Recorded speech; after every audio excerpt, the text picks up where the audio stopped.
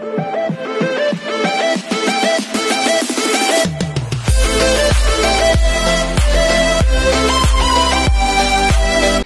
everyone, this is Kiki Vlogs, a Filipino reactor based here in Saudi Arabia, and welcome back to my channel. Agad gawa natin reaction video. Ito na nga ang Barda ulit for today's video. Actually, na-topic ko na to eh.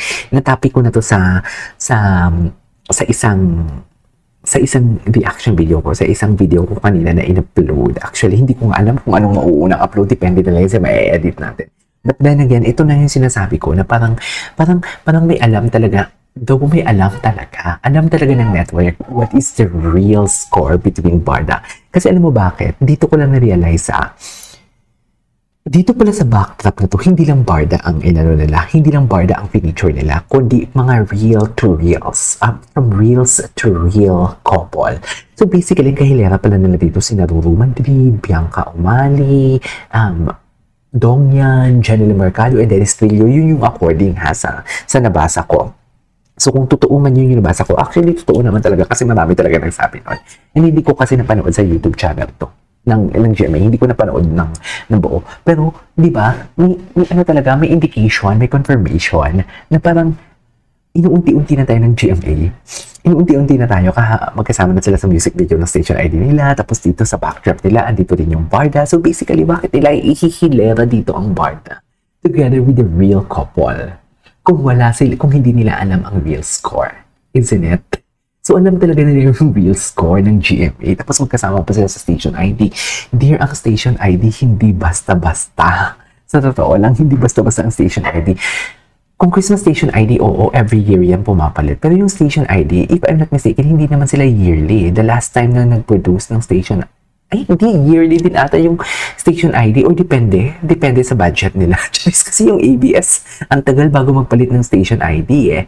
Diba? I mean, the music video ng kanilang station ID. So parang ako naman, parang marirealize mo talaga, bakit mo naman ipag-i-ano dito? Bakit mo ihalera dito yung Barda kung hindi naman talaga sila real couple? So maybe to say, the GMA, alam ng GMA what's the real score. Isn't it? Anyways, panoorin na rin to. Ang tagal ng intro ko dahil. Di ba? Okay. Sabi nga nila sa isang pelikula, sa tunay na buhay, walang rewind. Okay. Kaya sa pagmamahal, Siyempre, home network yan eh. Gusto ko makita yung Barda sa likod.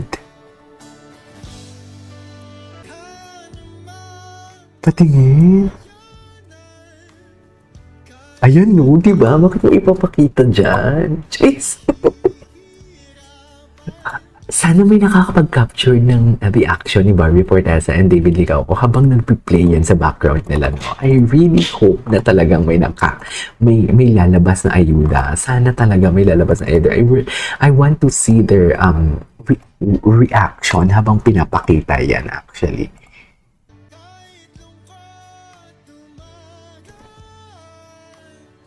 Okay.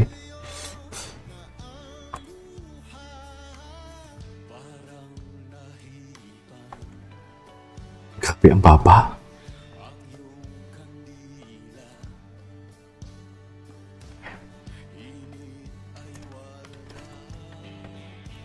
Okay.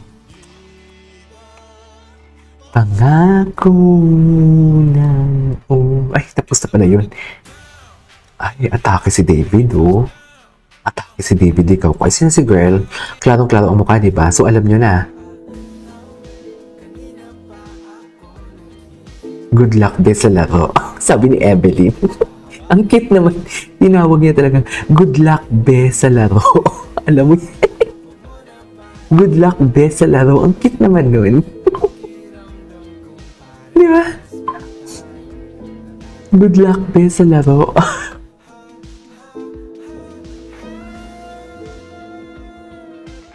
Okay.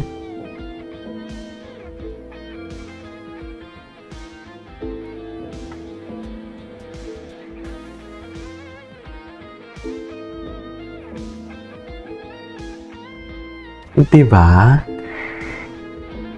Alam mo, timely relevant talaga, no? Yung paglabas ng mga chismis ng mga girlfriend, timely relevant talaga na nilalayag. Alam mo, itong mga fake news peddler na naglalabasan ng chismis, ano talaga eh, pinuprovoke talaga nila ang GMA. Feeling ko mabayad sila. Oh, I think so. What do you think? What do you think? Anyways. Ay, Madaklara Ibarra. Oh my God, the acting skills.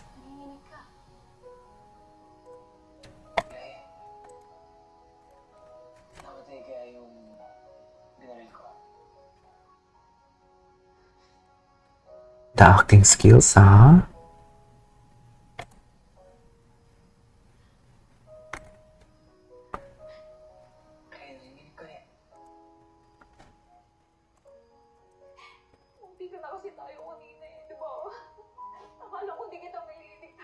Hmm.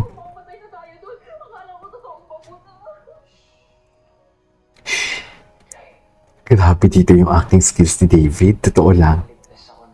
Kilig na kilig ako dito. Dito ba yung parang naghubad siya sa gitna ng ano? Kabundukan? Dito ba yun, Mi? Ang alam ko dito yun eh. Mawawala ang sigla, agala ka sa tabi ko. Bahit hindi na dahil sa iyo. Alam mo yan, Mi. Anyways, what's next? Ay, naglalaw si David. Ba't puro laro? Wait lang. Since there was a photo, nung there was a photo that came out, I don't think that I have to discuss any further kasi may photo naman na lumabas. Let me rephrase na lang. I don't want to discuss it any further. Ang talino niya dito. Hats off. Hats off. Ang talino mo dito, Barbie. Sa totoo lang. July 12, 2023. Oh my God, 2 years na sila. Ay! On this day. Okay. Ay, that's the new. Anyways. Ay.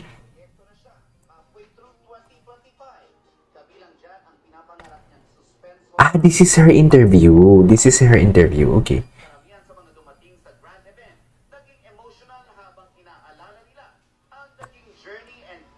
Oh.